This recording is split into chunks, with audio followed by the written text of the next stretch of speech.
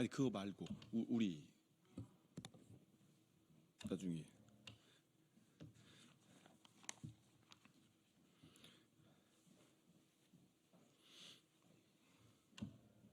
혹시 필요할까 해서 시작할까요? 안녕하십니까. 더불어민주당 대변인 한민수입니다. 논평을 발표하겠습니다. 황제 출장 조사에 이어 면죄부까지 스스로 갖다 바친 검찰은 수사할 자격이 없습니다. 어제 검찰 수사심의위원회 결과는 검찰의 수사 결과를 정당화하기 위한 눈가림 절차였습니다.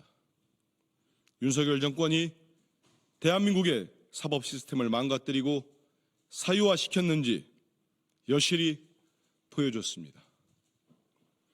공직자의 배우자가 금품을 받으면 처벌받아야 한다는 국민 상식은 권력에 빌붙은 사법 시스템에 의해 철저히 배신당했습니다. 윤석열 대통령과 검찰이 만들어온 검찰 독재 국가는 김건희 공화국으로 완성되었습니다. 청탁 신고 당사자가 처벌을 무릅쓰고 대검찰청 앞에서 심의위에 참석시켜달라고 항의했습니다. 하지만 검찰은 이를 거부하고 김건희 여사의 변호인만으로 속전속결로 면죄부를 헌납했습니다. 어떻게 대한민국의 법을, 민주주의 시스템을 대통령 부인 한 사람을 위해 이렇게까지 망가뜨릴 수 있습니까? 드라마도 이렇게 막장으로 치닫으면 시청자가 외면합니다. 하물며 국민께서 검찰이 자행한 이 막장 면죄부 시효를 용납할 거라고 생각합니까? 황제 출장 조사에 이어 면죄부 처분을 갖다 바친 검찰은 수사할 자격이 없습니다. 어제 검찰의 수사심의 결과로 우리 국민이 김건희 여사에 대한 특검밖에 답이 없다고 판단하실 것입니다. 검찰이 김건희 여사에게 상납한 면죄부가 영원할 거라고 착각하지 마십시오. 더불어민주당이 더욱 속도를 내겠습니다. 청탁금지법 위반, 뇌물수수, 직권남용, 증거인멸, 알선수재, 변호사법 위반 등 이번 수사심의위원회 논의 대상이었던 혐의와 더불어 대한민국의 민주주의 시스템을 망가뜨린 공천 개입 의혹까지 모두 응당한 처벌을 받게 하겠습니다. 국민의힘 인유한 최고위원이 수술 청탁을 하도록 만든 장본인은 윤석열 대통령입니다. 매일같이 병원 현장에서 들려오는 소식에 온 국민이 발을 동동 구르고 있습니다.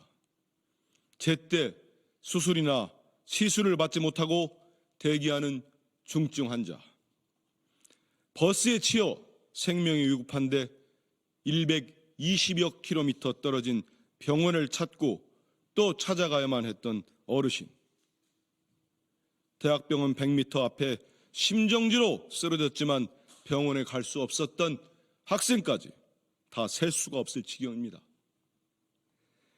윤석열 대통령은 다른 나라에 살고 있습니까? 뉴스를 보긴 합니까? 국민의 절규가 들리지 않습니까? 이번 의료대란에 대해 책임 있는 정부 관계자들은 응급실 뺑뺑이가 사실이 아니라며 명확한 근거를 제시하라고 합니다. 복지부 차관은 고열, 복통, 출혈에도 전화할 수 있으면 응급실에 가지 말라고 합니다. 이게 제정신으로 할 소리입니까? 치료를 제때 받지 못해 목숨을 잃는 국민이 수십인데, 수백인데 도대체 어떤 근거가 더 필요한 것입니까? 근거 의문하지 말고 현장에 가서 눈으로 확인하십시오. 국민의힘 최고위원이자 당 의료개혁 특별위원장인 인유한 의원이 본회의장에 앉아 수술과 관련한 청탁 문자를 주고받는 지경에 이르렀습니다. 정부는 이 모든 혼란과 위기를 자초해놓고 윤석열 대통령의 고집의 억지 주장만 계속할 셈입니까? 근거 내놓으라고 한가한 소리나 할 때가 아닙니다. 제대로 된 대응책을 내놓아야 할 때입니다. 윤석열 정부의 고집과 독선을 참을 수 있는 임계점이 이미 지났습니다. 윤석열 대통령은 의료 대란에 대한 책임을 인정하고 국민께 사죄하십시오. 또한 이번 사태에 책임이 있는 복지부 장관과 차관을 파면하십시오. 윤석열 정부가 아무리 포장한들 퍼주기 외교가 성과로 둔갑할 수는 없습니다. 퇴임을 앞두고 방한한 기시다 후미오 일본 총리는 끝끝내 과거사 문제와 관련해 진정성 있는 사과 한마디 하지 않았습니다.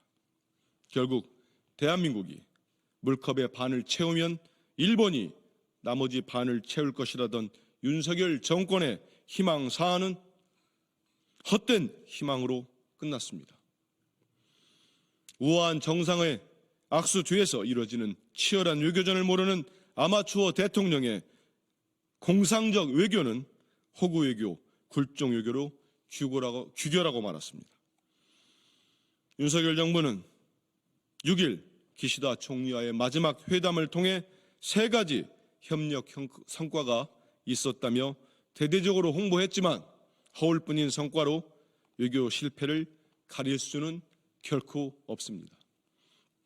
첫째, 재외국민 보호협력 각서 체결로 제3국에서 전쟁과 분쟁, 전염병 발생 시 양국이 자국민 철수에 협력하는 것을 제도화하기로 했습니다.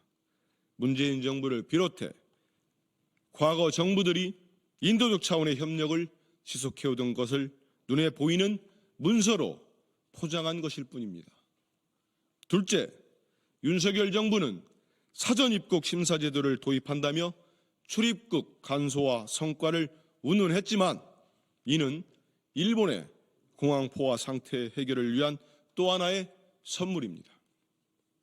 셋째, 일본 강제동원 희생자들이 탑승했다 침몰한 우카시마 승선자 명부 제공에 대해 윤석열 정부는 일본이 과거사에 대해 진정성 있는 태도를 보인 것처럼 포장했습니다.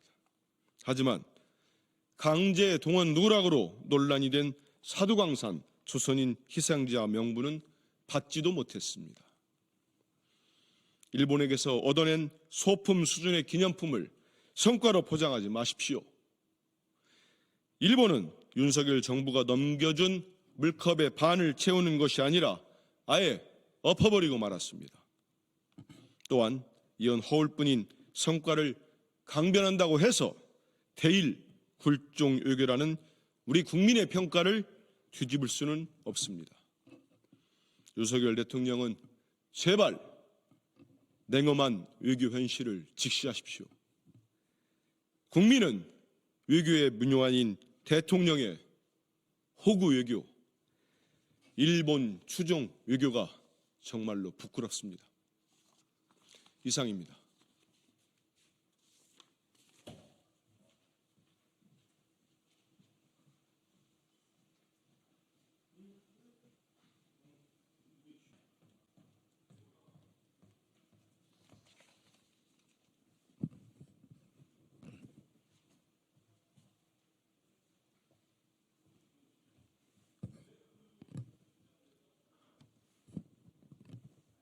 국민의힘 2024년 9월 7일 논평을 시작하겠습니다.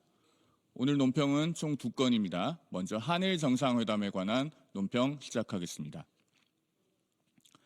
한일 정상 간 셔틀 외교 복원이 양국의 밝은 미래를 향한 발걸음으로 이어지기를 바랍니다. 윤석열 대통령과 기시다 후미오 일본 총리가 어제와 오늘 12번째 한일 정상회담을 개최했습니다. 한일 셔틀 외교가 복원되었다는 점에서 큰 의의가 있다고 평가합니다. 이번 회담에서 양국 정상은 북한이 러시아를 뒷배 삼아 도발하지 못하도록 대비태세를 유지하고 한미일 삼각협력을 강화하자는 데 공감했습니다. 한일 양국 국민의 안전을 강화하고 편의를 증진하는 실질적인 성과도 있었습니다. 제3국에서 비상사태 발생 시 양국 국민이 안전하게 대피할 수 있도록 하는 재외국민 보호 협력 각서를 체결했습니다. 출국 심사 때 상대국 입국 심사를 함께 받아 편리하게 입국할 수 있도록 하는 사전 입국 심사 제도에 대해서도 합의했습니다. 글로벌 신냉전이 격화되고 공급망 불확실성이 계속되는 현실에서 일본과의 안보, 경제 협력은 서로의 이익에 부합하는 윈윈 전략이기도 합니다.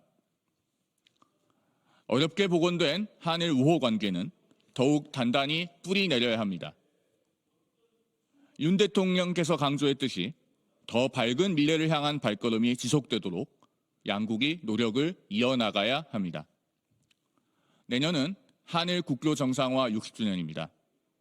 이번 한일 정상회담이 한일 간의 미래지향적 관계로 도약하는 계기가 되기를 바랍니다. 이번 달 말 일본 총리가 바뀌더라도 한일 관계가 굳건하고 더욱 발전하는 관계로 나아가기를 기대합니다. 2024년 9월 7일 국민의힘 대변인 송영훈. 다음은 여야 의정 협의체 관련 논평입니다. 의료계의 여야 의정 협의체 참여를 기대합니다. 국민의힘은 어제 의료 공백 장기화에 따른 국민 불안을 해소하고 지역 필수 의료 체계를 개선하기 위하여 여야 의정 협의체 구성을 제안하였습니다. 정부도 환영의 의사를 밝히면서 여야 의정이 함께 논의하는 장에서는 모든 검토가 이루어질 수 있다고 했습니다. 야당에서도 여야 의정 협의체를 신속히 가동하자고 화답했습니다. 다행히 어제 서울의대, 서울대병원 교수 비상대책위원회에서도 서로 한 발씩 물러나 원점에서부터 문제를 함께 파악하고 해결하기 위해 대화하고 협의해야 할 것이라면서 여야 의정 협의체 구성 제안을 환영한다는 입장을 밝혔습니다. 이러한 입장이 의료계 전반으로 확산되기를 바랍니다. 무엇보다도 환자와 환자 가족들이 대화가 시작되기를 간절히 고대하고 있습니다. 지금은 그분들의 마음을 헤아리고 국민의 부름에 응답할 때입니다. 앞으로도 국민의힘은 국민의 건강과 생명을 최우선의 가치로 삼고 의료 공백 해결을 위해 모든 노력을 다할 것입니다.